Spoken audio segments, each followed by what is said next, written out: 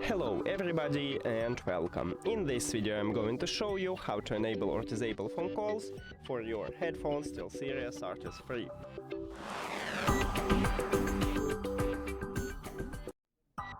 You have to start by open settings and then go to connected devices. Now click the settings icon near to your headphones as the device list, and right here on the third line we have phone calls. So to enable, click at this slider near to it, and if this slider have some color background, I have blue right now, maybe you will have another one, it means that it's enabled. So to disable, again click at this slider. That's it. Thank you for watching this video. If you found it helpful, please consider subscribing to the channel and leave a like on the video. See you later.